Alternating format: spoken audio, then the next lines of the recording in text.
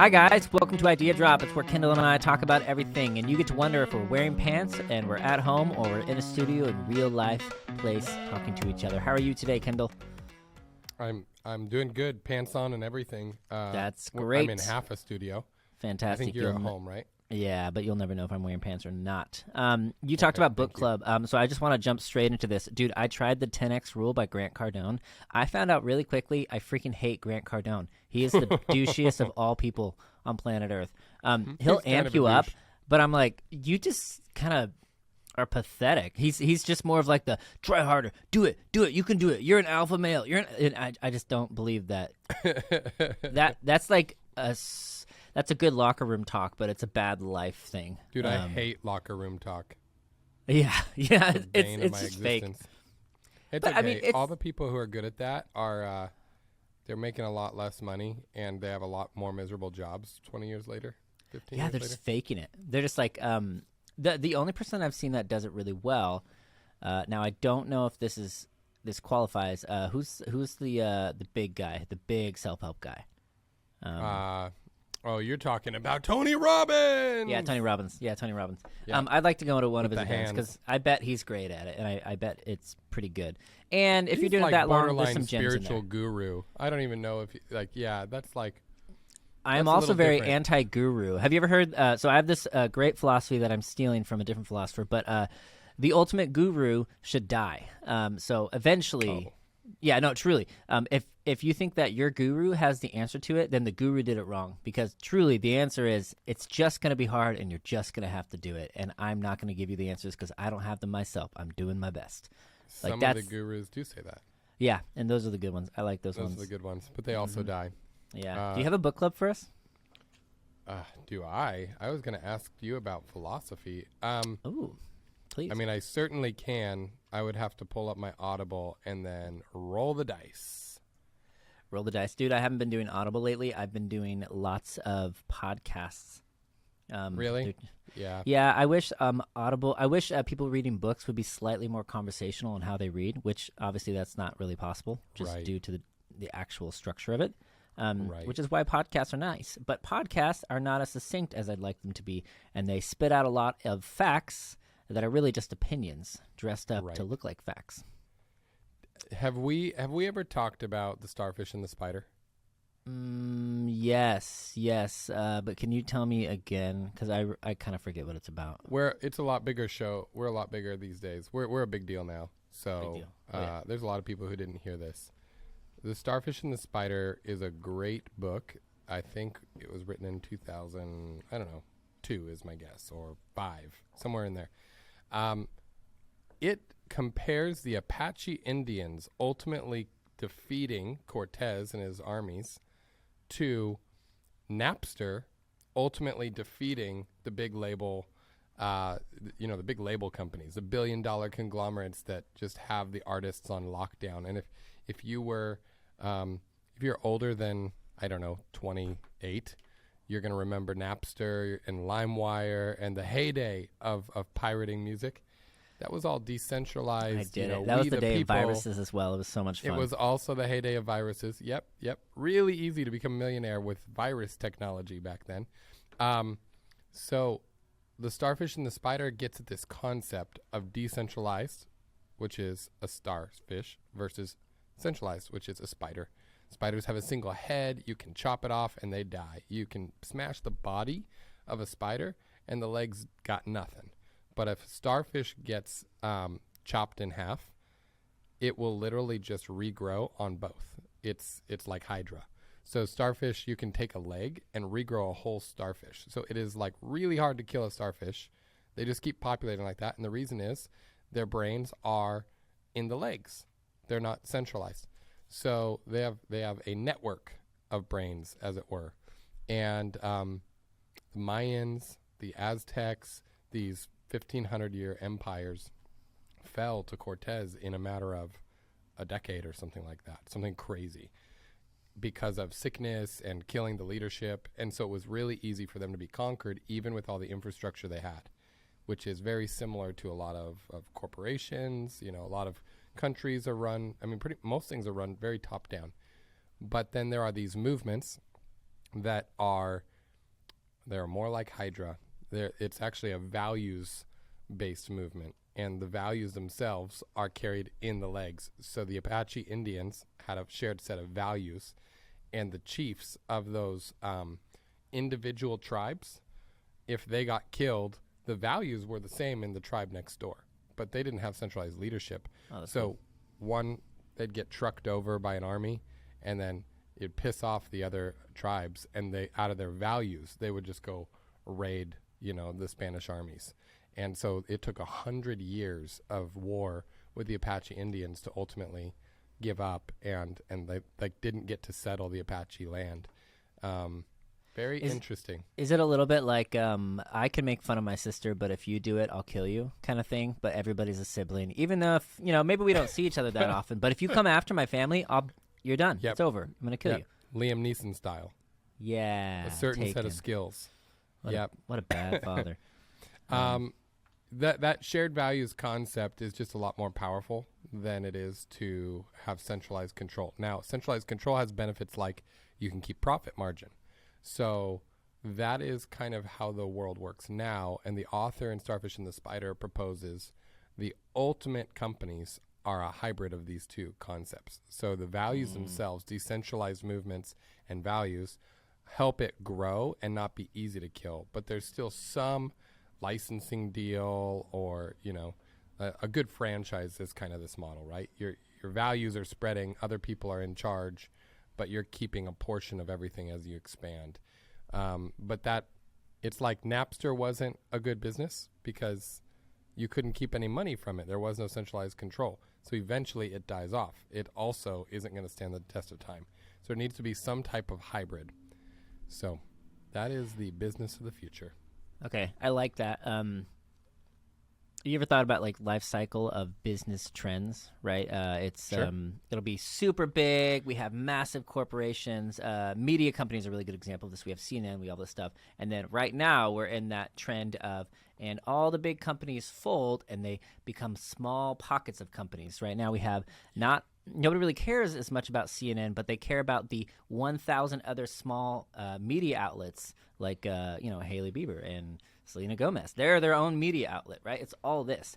And so with your little starfish analogy, it's going to go that direction, but I would suggest that it's just going to be smaller, more efficient companies that are going to be working like that. Now, when they grow up and they start becoming conglomerates, then they get into the big problem where they become the singular head on top, and then they naturally just topple and fall into be smaller and smaller and smaller companies. It's just this vicious cycle. In my opinion. Tell me if I'm wrong. I have an idea based on that. So, Okay, hit me. So what if the Selena Gomez, the influencers, the people with a following were to do a deal with basically the research and writing arm of a news media, like let's say, what is it? Is it like Vox? Vox is kind of a left-leaning. Tell me about Vox. I saw some of this stuff. I have no idea. I don't follow Vox. Their production value is really good, but they got really aggressive with like getting camera people out there in the in the trenches of whatever is going on, and they were a small news startup.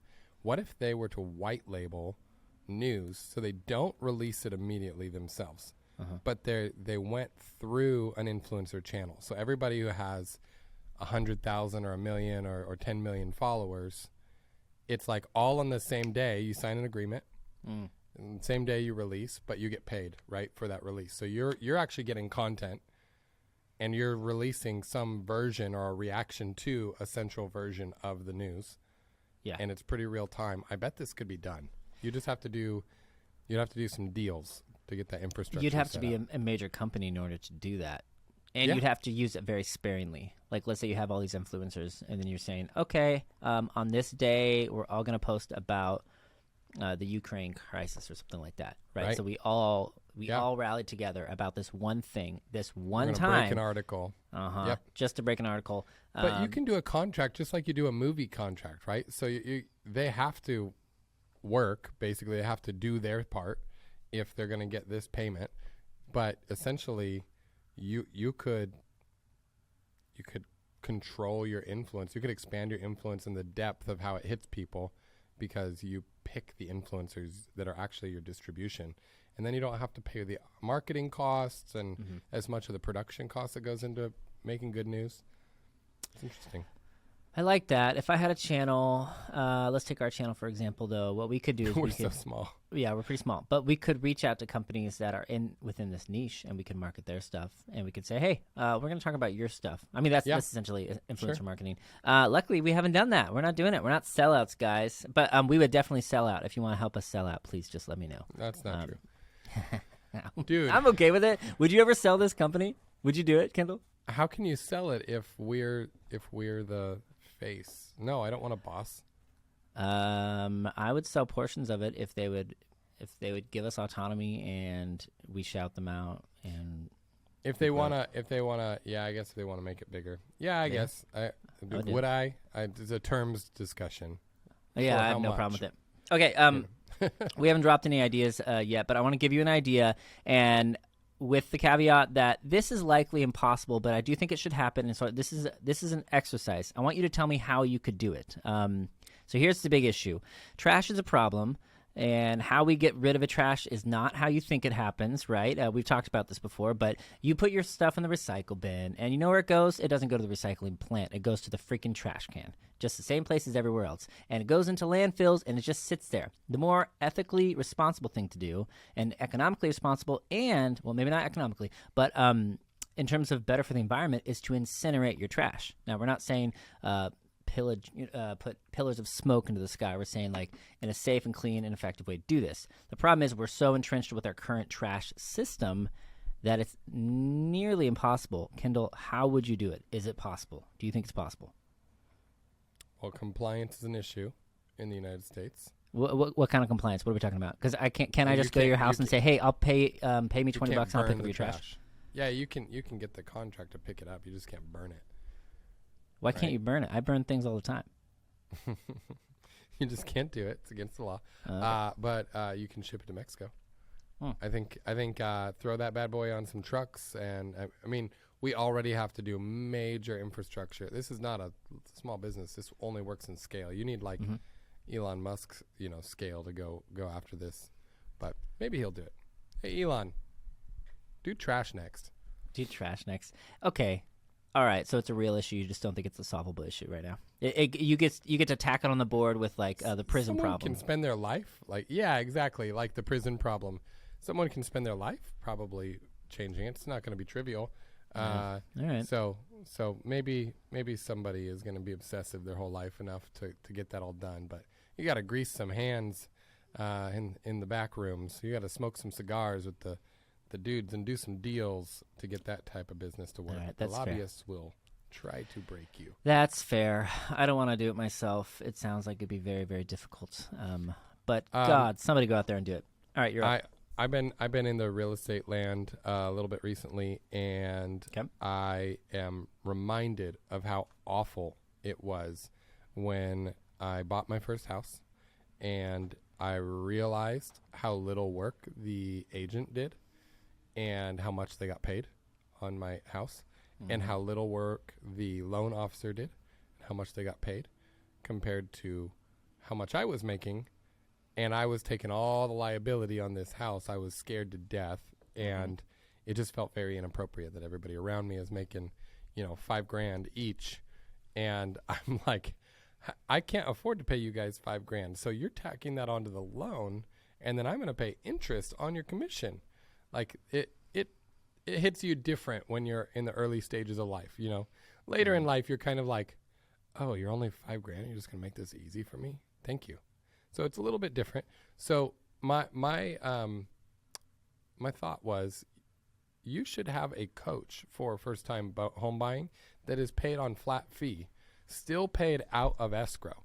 So you still don't have to come up with the cash out of pocket as the buyer, but they'll get paid out of escrow just like the title company and the real estate agents both do, and the real estate broker who is the broker license for the agents, and the loan officer, and then the loan broker who's the license for the loan officer. Like, all these people are getting paid at close. Oftentimes there's a pest control company. There's, it is crazy the amount of people that get paid when title closes. all from that bank loan you're borrowing. So instead of navigating all those unknowns alone, am I getting screwed? Am I not? Is this worth it? Is this required? You don't know if your lunch is being taken from you, but you are just wanting a house. And you're told by people older and wiser than you, you need a house. It's a good investment. And you want to take the home buyer programs off the table. So a coach can navigate all that for you, maybe make a few $1,000s on a 6-month timeline out of escrow. And a good coach can have a whole bunch of clients and be predictably paid, but their commission incentives are not based on how much they can get out of you in negotiation. They can't, they're going to be flat fee, and they're going to make sure their payment is covered out of negotiating down the real estate agents, negotiating down the loan officers. You know, the different people involved are going to be negotiating with them, with your first-time homebuyer coach. What do you think? Okay. So essentially, you've created a middleman, right? So when you buy a house, you have to get a loan officer, and then you also have to get a real estate agent. And it's a little bit stressful, right? You have to find one, then find the other, and decide if you like those. And then if you don't like them, you have to get another one. It's a little bit like dating, but with higher stakes in terms of money. I hated that process. I didn't like it. I'm lucky that I knew somebody, and I just trusted them with, and hopefully they gave me a good deal. I got 3% of my loan, which I think averages 6%, which is fantastic. But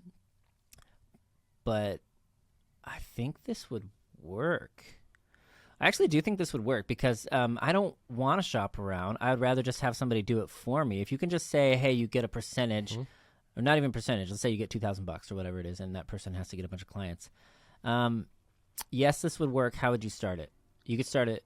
You just make a website, send out ads. Hey, don't know how to buy a house? Don't worry. I'm going to do it for you. I will find you the loan officer. I will find you the real estate agent. Yeah. And I will do it at no extra expense for you because I take a cut of what they lost. I would do this if I'm a real estate agent in times where the market's squeezing you and you have a hard time competing and getting commissions. I wouldn't start this without the knowledge, right? It's a knowledge-heavy So this is a job. right now thing.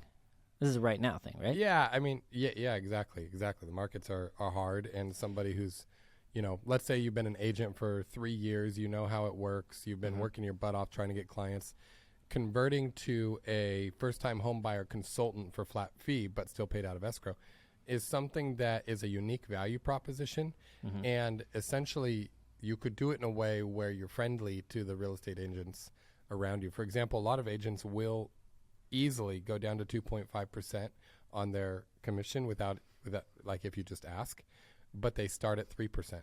So this person just knows that you just ask for that half a point, and right there on a $200,000, let's say a $300,000 house, That's a lot of money. that's $1,500 right there. Yeah. You've already paid for half of your service just by asking that one question. And the first time home buyer doesn't know to ask. They're afraid, like, am I going to piss off my agent? They can do the same thing on the other side of the transaction. They can often talk down the seller's broker.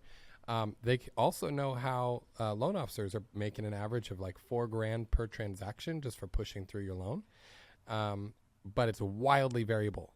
Like those ones are like, they make $500 to $8,000 per transaction, depending on how sharky they are.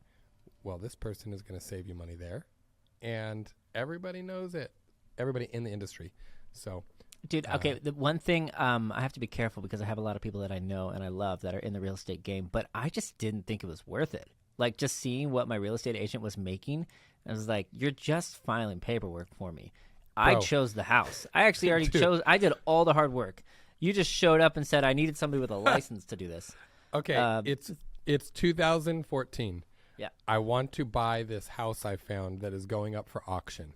Okay. It's raining cats and dogs, and it's 11 p.m. at night. My wife and I just got done with date night, and I'm like, we need to stop by that neighborhood and see this house. And I'm like showing her this auction on Zillow, I think, that's coming up. It's a government auction. We drive out to this rural neighborhood. There's lightning in the distance. It's raining, and there are no lights on, and it's on acreage, so you have to drive up the windy driveway. It is like literally that. like a scary movie scene. My wife does not want to go into the house. I'm like, there's nobody here. It's the middle of nowhere. She's This like, is don't we perfect. need an agent for this? I'm like, that's what they want you to think. So technically, yes. The answer is yes. No, I do the exact same thing. So I get out my Swiss Army knife and I go jiggle, the back door lock open, and we show ourselves a house with a flashlight because the power's off, the water's off, and we say to no one in particular, we'll take it. It just echoes, and there are cobwebs, literal cobwebs in the peaked ceilings and everything like that, and we're just looking at but the price was right. The house was right, and we're like, so you did all the work. You did the real estate agent we work. Did everything. At least half of it, right? What? So it gets better. Then I go figure out how to qualify for this auction program as a USDA purchase, and if you come with cash, which I borrowed from a family member, Nice. but I did a hard money loan with them, so I paid them 7.5% interest as a bridge for 1 year, Wow. and I made interest-only payments to them, which were like $3,000 a month or $3,500 a month or something. And then I refied out, a year later and got them off of the paperwork. But by coming with cash, I had a 7-day period on these USDA auctions. USDA, that's the wrong. I can't remember. That's for food. Yeah. It is. But these specific types of auctions, like in our county, this was not a normal house to go up for auction, but it was when mortgage insurance. You know what mortgage insurance is? Mm-hmm. Like when you stop paying your bill, the government pays off the lender and takes the house from the lender. So lenders like insured. They're not owning the foreclosure of the house. They don't actually take it back. The government insured them, and you paid the premium. That's what mortgage insurance is. The consumer pays the premium for the loan company to not even have to take the risk of what if you don't pay me on this loan. That's how our whole market works. So the government takes back this house. So it's a rule, just to be nice to the average consumer so investors don't get all the good deals, that for 7 days, if any cash buyer comes, their auction is first. But you have to live in the house. It has to be owner occupied. It cannot be an investment property. So I had to get in my offer to win before like Sunday at midnight. It is like Friday, and I call a lady and I'm like, do you do this certain type of government auction? Can you make this? Because I get into the government auction website and I can't submit my own freaking offer. I picked the numbers. I showed myself the house. I didn't have any questions for an agent. I just know what offer I want to make. And the government website is like, what's your MLS broker number? And I'm like, I don't have one. I just want to pay you for this house. But I had to find an agent just to process that. How She made hard was it? $11,000 No. and Are you never went serious? to the house. Are you serious? She just made. $11,000. Wait, why didn't you just say, "Hey, I'll give you a flat fee to do this transaction"? I tried. She said no on Saturday. She said no the next day when most people are off work. Yep. I called around looking for other people. Nobody could do it. It gets worse. Sunday comes around. Midnight is our last chance to make an offer. She calls me, tail between her legs, and she's like, I don't actually have access to this government website. I can't sign up because it's weekend and it's a government website. And I thought I could, and I can't. So I'm calling brokers for you to find someone who can. I'm like, am I still paying you for this? She's like, yes, you're still paying me for this. I'm going to split it with whoever I find. I'm like, this is insane. Like, why? I was so mad, but I didn't want to lose the house. Yeah. So she ended up finding somebody at 10 p.m. at night. Some dude I'd never met before processed this for me on a website. Offer that I chose.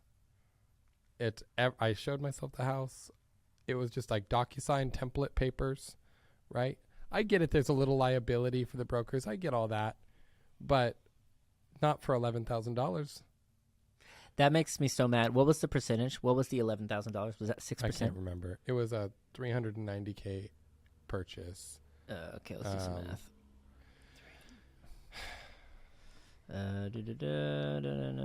Whoopsies. Boom. That doesn't make sense. Oh well, it's a lot. that's What's the percentage? I did it wrong. So we do 11,000, 11,000 divided by 390,000. Should be about 3%. Oh yeah, 2.5? 2.8%. 0.8. Yeah. Yeah. Bastards. So, anyways, That would make me mad. So, okay, hold on. So this is perfect, actually. So you're uniquely qualified for this this job that you just mentally created, right? Oh, So yeah, you're I the could do it, in-between person who can do. I can do the loan officing part. I can do the brokering Dude. part, but I don't have the license. But I'm going to hook you up with the right person who does it, and you're going to get them at a steal of a price because they're going to get it easier. They're just going to have to sign their paperwork and send it on the Bro. way, and you're helping. Better You're than just the that. helper. Better than that, I would just get licensed. You know, everybody acts like, oh, I'm a licensed No, but agent. then I'm you become a licensed real loan estate officer." agent. No, this is better because you need to have, in order to do this well, you need to have no incentive. You cannot do. No, you don't the get you don't get paid on commission. You just have the licensing Uh-huh. in order to, like, let your customer know, look, I'm licensed too. Yeah. I just don't do it this way. Yeah. Right. So I have to still follow the laws, like, because certain parts of advice you have to be compliant with, and Okay. you have to have liability insurance for this purpose. Valid. But you still will have to. You still should function under, a broker. But this is easy for a broker to start as a wing of their business, and it's easy for an agent to execute, or a loan officer who understands the agent world. It can work either way. Also, like how title and closing works, coaching you and all that. How, like the title company, they take 1.5% of the transaction sometimes. Well, a lot of them will take 0.8%, but nobody knows that. Yeah, dude, I got to be honest. Okay, I hate the process. I did it. I bought a house. I hated everything about it. I just happened to be lucky, and the real estate agent was a friend of mine, and so I just let her do everything, and I completely trusted her, and Yep. hopefully that was the right move, right? I like her as a person, so it seemed good Well, to me. it's fine. It worked out. You got the house, but Dude, but my parents did this, and they trusted somebody as well that they knew, and it screwed them over. They missed out on Oh. $30,000 of taxes or something like that because the guy just didn't tell them about the paperwork that they needed to file, dude, which is dumb. So I would pay for your service. I would happily pay for your service because Yeah. I don't want the headache of dealing with a real estate agent or Yeah. a broker or anything like that. And I want to just buy the house easily. But here's the big problem with this. I think the real estate market is massively oversaturated. And especially right now when people aren't buying houses that much, everybody's trying to fight for your service. At this point, it's kind of tricky. This would have worked super well 2 years ago. I don't think it would work super well right now. I don't know. You need unique things to stand out. I don't think it matters what market it's in if you're going to provide consulting and coaching, because people are still buying houses and people are still selling houses. Mhm. I think the model itself can be changed.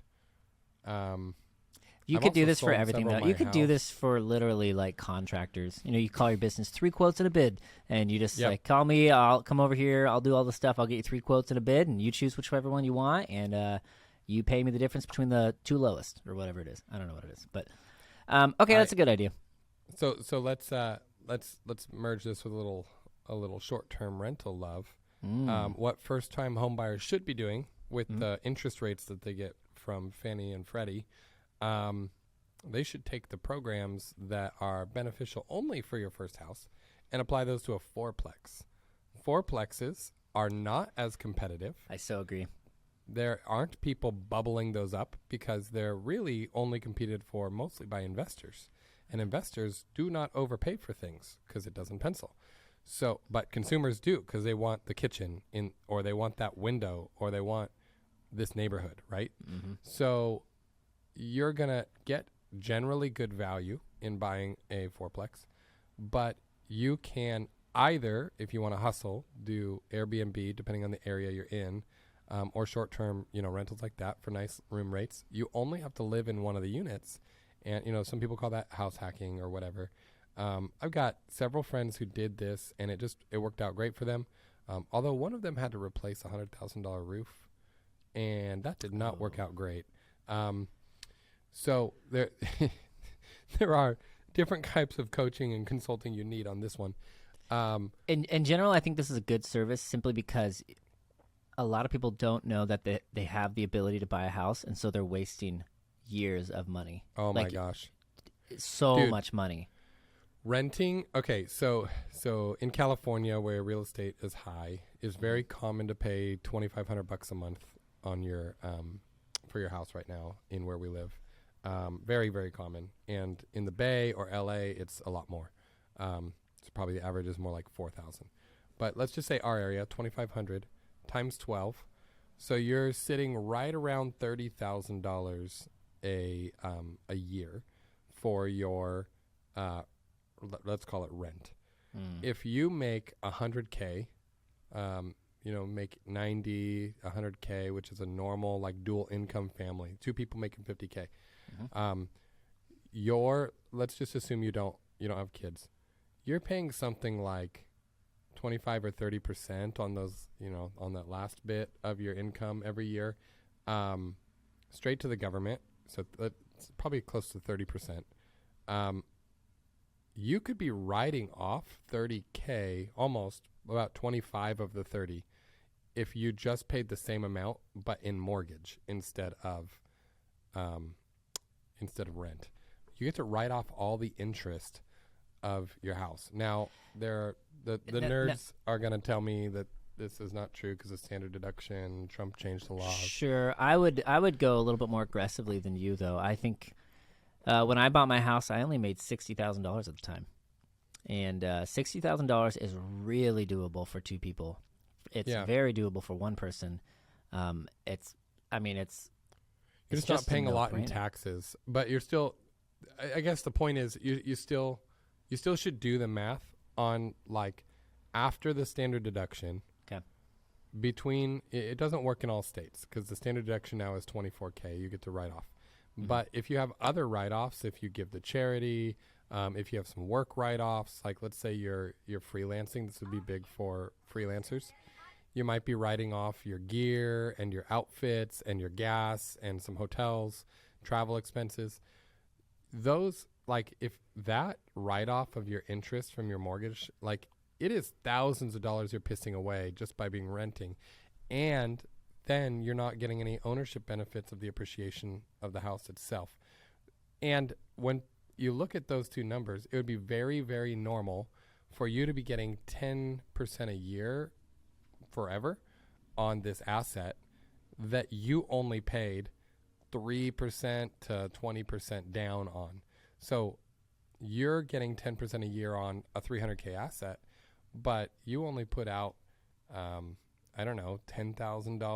to $60,000. So let's say you put out the minimum, like 3% FHA loan. The government is the one that's giving you this asset. This is your retirement. This 40 years from now is your retirement. Getting into a first home is a big deal, and people should not sell them. They should just hold them. And I think people are afraid financially because they hear roofs stories. They hear about getting screwed by agents. They hear about what if the floor trusses give out. It doesn't matter. That stuff literally can be fixed and patched, and you'll figure it out. What you won't figure out is if you're 55 years old and then you realize this, it's too late. Like, it's just too late. That's pretty damn real. Okay, so this is a very good, strong argument for your business that you're talking about. For example, when I bought my home, I did not know what the hell I was doing. And it literally took a person who used to be a real estate agent who sat me down and said, hey, be a big boy and go buy a house because you're wasting your money right now. And stop being afraid of a payment. You're going to be fine. And literally that's all it took. And I was like, okay, let's go down this daunting track and trail. But if you had a person who was just their service just to give you the good advice and help you find the broker and the real estate agent, that would be great. That would be fantastic, especially if they're there for a free phone call. I like it. It's a good business. I don't want to run it. I don't want to touch real estate right now. It's way too saturated for my thing. And it's so damn complicated, and there's so many people who know way more than me in it, so let them do it. I do have a business idea for you right now, though. Okay. Okay. This is a very real opportunity. I might do it if nobody beats me to it, but somebody should do it, and it needs to happen essentially right now. You're just saying that because it's better to be second, not first. You want somebody else to make all the mistakes, and then you want to take the market. Not necessarily on this one. This one's just a really obvious grab with a few problems. Okay, I'm going to get really nerdy. So for the last month and a half, I've been coding nonstop every single day, just getting nerdy. And what happened is we had a big release in technology from OpenAI. They released their API, which allows their technology to talk to different technologies, right? They also released a new thing called Whisper API. So what Whisper does is it transcribes things for you. So what somebody needs to do is they need to reach out to a smaller, more bespoke podcasting platform and say, hey, I think it's like Castbox is one of them. Say, hey, I'm going to transcribe all of your podcasts. Yes, every single one of them. You're going to pay me a fee, and then I'm going to make it searchable. So that way on your platform, I can say, I want to listen to a podcast about economics that's talking about this specific incident, and it will allow you to search it and get a timestamp of when it's happening and where it's happening, and that will make your product stand out leaps and bounds above everybody else. Now, this is very doable. And it's happening already for people to do it to their individual podcasts, but nobody's doing it for a platform. And so reach out to the platform, place your bid, and make it happen. You're going to take a lot of computing power to get this done, though. But it is doable, and somebody's going to do it. Might as well be you. Walk me through it again. So how does this business make money, the platform that you're wanting to make? So I reach out to, let's say, a podcasting platform that people pay for, right? So it's like Riverside. No, like literally podcasts on your phone, like Apple Podcasts. Yeah, like Apple Podcasts, but better ones. Like there's ones that people pay for, like really expensive apps. ones. Okay, apps like that roll up RSS feeds. And then you say, hey, I want to make your podcasts searchable. Like I'm going to give you this capability that nobody else has. Now they're gonna have it, they just don't have it yet. And you say, I want you to beat everybody to the market with this ability. So what you're saying is Whisper allows, with an API connect, to process. It would listen, essentially, and it's transcribing way better than anything we've had so far. And that makes it searchable. No, you transcribe it, you put it into a database, and then you use ChatGPT to make it searchable. And like it can be incredibly searchable. Like somebody could say, hey, what's the timestamp of when these guys talked about this? Is there anybody else that's talking about this on their podcast? And then they would say, yeah, they talked about this at this time. So is it possible for us to be like, to use the API and then take our last, I don't know, we probably have 50 episodes or something. Yeah, we could transcribe like all of it. Interesting. And could we then ask ChatGPT, hey, list all the business ideas with a short summary of what they're about? Yeah, it probably wouldn't do the greatest at that. You're running into token limits, and there's issues. But yes, theoretically, absolutely. I hate theoretics. You could. The reason you have an issue is because those APIs can only look at certain chunks. So you have to start chunking it out into different platforms, and it would take a little bit of effort, but it is very doable. Interesting. People are already doing it. Very interesting. And I think if you reached out to a platform and said, hey, I can make this happen for you, you'd have to give them proof of concept. So let's say you transcribe 3 podcasts beginning to end and say, hey, try this out. And if you want this on your entire platform, I'd like to build it for you. If not, no harm, no foul. Those other guys will build it. I have a related business that I think could be hustleable. Okay. Excuse me, recovering from a cold. I'm looking at these like viral videos that happen from time to time on random people's channels. Sometimes it happens on ours, right? We'll have a clip that'll get 1,000 views, and then we'll have a clip that'll get 100,000 views, and every now and then one that gets 1 million views, and you can't really predict which one why on TikTok, because that's just how their algorithm, it's just fishing for what do the people want or where is there controversy. But we've tested reposting some of the ones that did better to see if it's just like a consumer behavior thing. And so 3 months later, we'll repost something that did pretty good back in the day, and it will do it'll do well again. This got 200,000 last time we did it, and it got 70,000 this time. Both are pretty good. I can't help but wonder, could there be a little service? And, services should always precede marketplaces. 2 very different businesses, but you do the one, then the other. Do the service until you're big enough.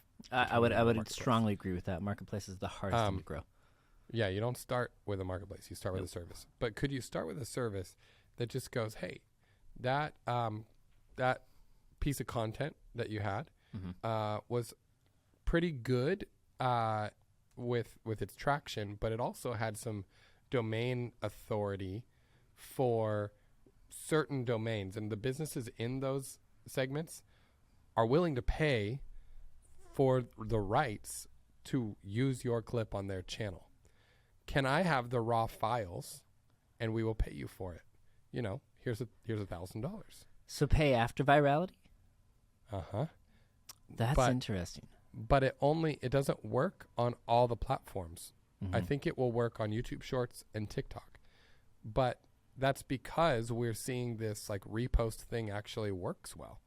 So the company that gets the rights to it then can, in editing, add a bumper, etc., right? They can like go do something with this. Mhm. And they're likely to get traction on their channel because of your clip. Okay, let's do a real world example of this. So let's say we take our clip on. We have You a had a real really good estate clip.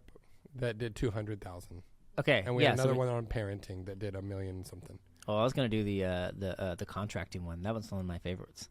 That's early on though. Yeah, But let's say okay. you do a contracting bit. So early on we had actually, can you just pitch me the business again? Just Sure. pitch it really fast. Sure. There should be a handyman service. Is that what we're talking about? Yeah, that's the The one. handyman service that basically is like Instacart but for handymen. I want a handyman now, and I'm going to use my iPhone to take a little picture or video with a little description and say I need this now, and a handyman will either pop on for a 5-minute 5-minute consultation on FaceTime, look at the plumbing, tell you what you need to do, maybe give you a quote, or just come over and fix it, and you're paying them, you know, right now. For them, they're going to get more jobs more often. They can raise their prices as they get busier. Mhm. And for the consumer, it's right now. I don't have to like get in line behind all the contractors, right? So the handyman should just push up their prices if they're too busy. But that Yeah. doesn't really happen because they're not getting clients easily. They're This getting is them great. This through is a little bit referrals. like Upwork, how it works, which I love that. I think it's fantastic. And it can work in every local geography, right? Yeah? So- Yeah, absolutely. Okay, so you're saying we had this clip. It's a good idea. I think it's a fantastic idea. I want this to exist. In fact, some people have done this. We should follow up with those guys. But you're saying, okay, cool. Now take this idea and that clip that went viral, we sell it to a company and say, hey, I know this is what your company does. We went viral with this clip. Would you like it? We can repost it again and hopefully get any traction from it. Or how would you do it? No, they can repost it. Way better for them. This will actually grow their channel. So let's say, let's say Home Depot's marketing team is like, yeah, I'll give you $1,000 for the rights to that clip. Absolutely, give me the high def files, and I get editing control of like a little Home Depot logo right in the corner or whatever. At the end, it say, you know, handymen get handier at Home Depot, right? And that don't make that weird. That was not an innuendo. Well, you just made it one right there. Crap, Go I'm ahead. doing that again. I always make it weird. So I feel like that service, you know, think about the, let's say on TikTok, people are paying marketers, chief marketers are paying TikTok something like $10 per CPM, which means 1,000 views, $10 per 1,000 views. So 100,000 views would be $100. They're not paying a lot. 1 million views is only $1,000. Which is really depressing. But then the influencer is only getting like $4 of that if they went through the exchange. TikTok's keeping, you know, the lion's share of that money because TikTok's saying, well, we brought in the marketing customer. Let me just interrupt you at this point and say I love this idea. I actually think it's a fantastic idea. The problem is it's going to be hard to get adoption on this idea because if you call a Home Depot, or you wouldn't call a Home Depot, you call somebody smaller, but they would be like, okay, I don't quite understand how this works. So it needs to happen a few times before it's successful and it's widely adopted as a way to do business in the like. I digital don't know, man. influencer. I feel like sales are easier than that. I feel like you can just go super casual and you go, hey, I don't really like getting paid by advertisers ahead of time because it's just harder to make content that catches because I can't control your content. But I made Yeah. this content and people liked it. if you also like it and you think that that could tie into your marketing strategy, it's $1,200 and I send you the files. Now, you want exclusivity, it's $4,800 because I'm planning on selling this to 4 companies. And if you want to buy our channel, please just, I guess you could go all those tiers. No, I wouldn't even mention that. Just let them bring that up if they want to do it. Okay. I wonder if we could try this with any of our clips. Well, I wasn't thinking about us. Go for it, though. But, like, I'm just thinking about all these influencers who have, 5 million followers. And monetization typically looks like they're getting a smaller take per view than they should. Yeah. But also advertisers are getting to control a lot of the content, which then hurts the growth of your channel and makes it creatively difficult, is a little bit bruising to your ego. And now you're like pleasing somebody else. You have to like hide it from your audience that I actually made this for a toothbrush company. Like it's a crappy way to monetize.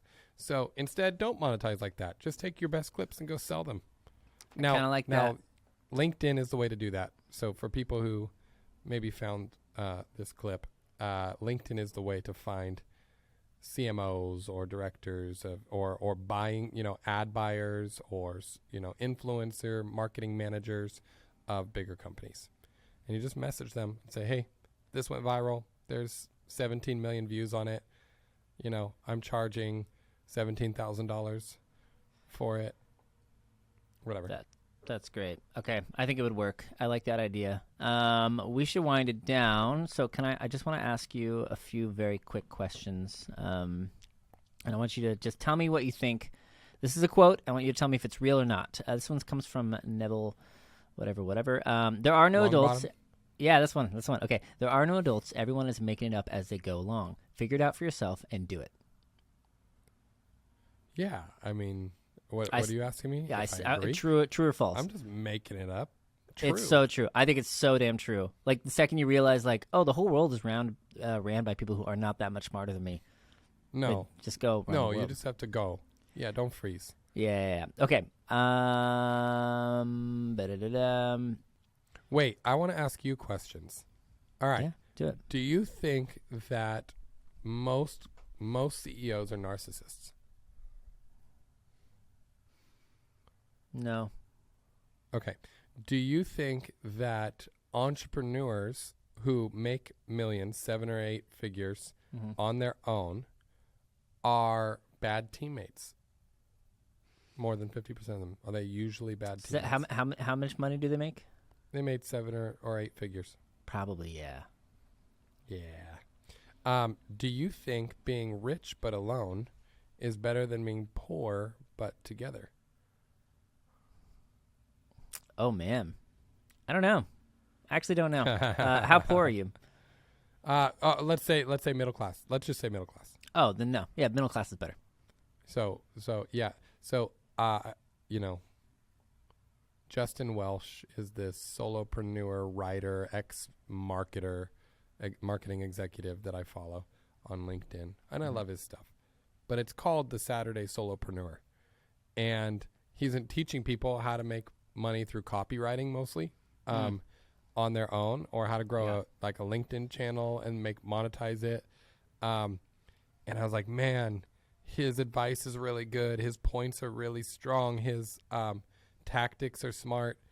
And yet, years after you do this alone, you will have the problem that you are a solopreneur and you don't have peers. And so you're going to have to go to masterminds in Miami with the other people like you, and you're going to have Slack groups and text messages to not feel alone in the world. Yeah, fans aren't the same thing as peers. Also, really quick to your point, I'm actually now on the anti-copywriting train. You're probably going to disagree with me with that. It's so damn prevalent at this point. Stop learning how to do it. Don't do any writing. Don't do that. You got to pivot. Copywriting is a given, and if you can't do it, there's AI that can do it for you with your ideas. It's not that hard at this point.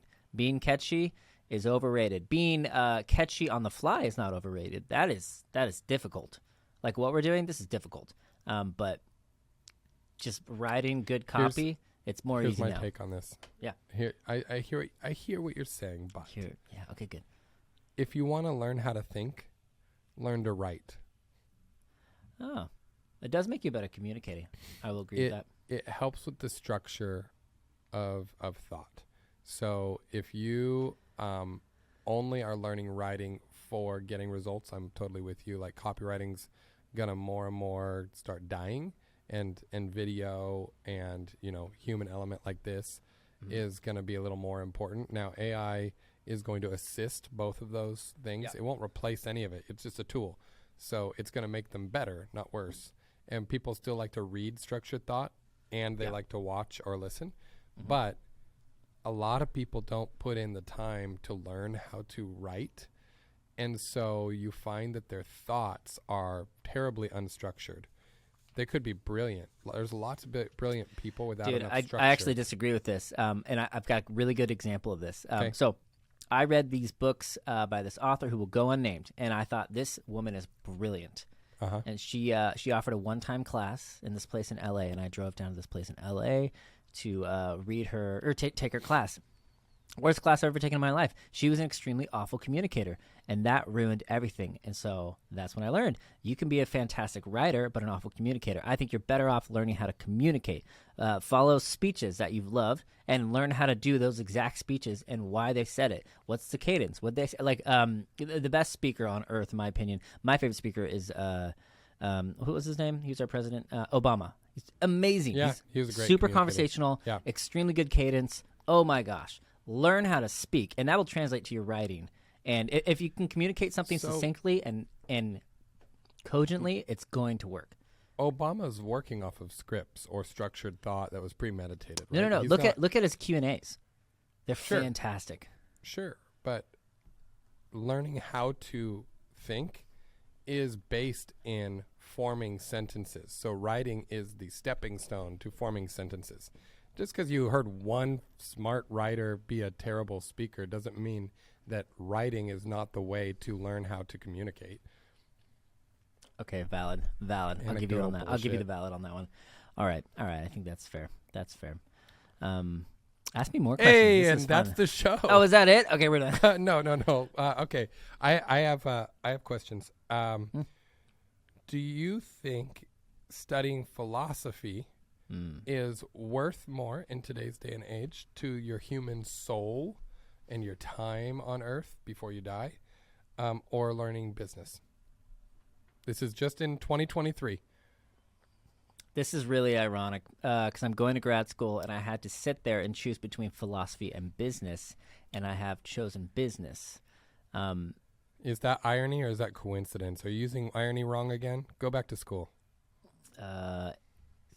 See, that's funny. No, so for me, it was wealth is it's like the great door opener. It opens so many doors for you. And philosophy is something that you do while you do the things that you do, right? I'm doing it every single day. I'm thinking about things slightly differently just because I've read different philosophers and things like that, and I love it. Super fun. Right. But if I don't have the ability to open the doors, then I'm still stuck at home. And here's something that's super dangerous: is being stuck in your head. I don't like that. I don't like that at all. Now that being said, there is a very famous philosopher who spent his whole life in his hometown, and he found freedom even just being there. Now, I don't believe in that. Impressive. I know. Who was that guy? It's gonna So come back to me.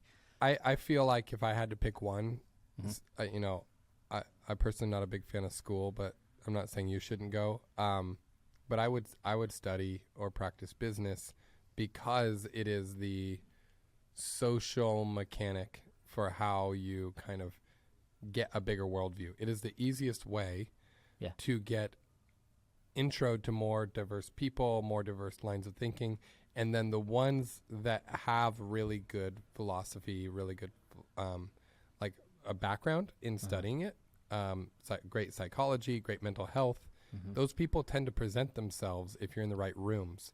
The way to get in the right rooms is business. So philosophy is a great way to stay in your living room. Business is a great way to get out. And so if you need both, I propose you start with business and then you move towards learning about the deeper things in life and yourself.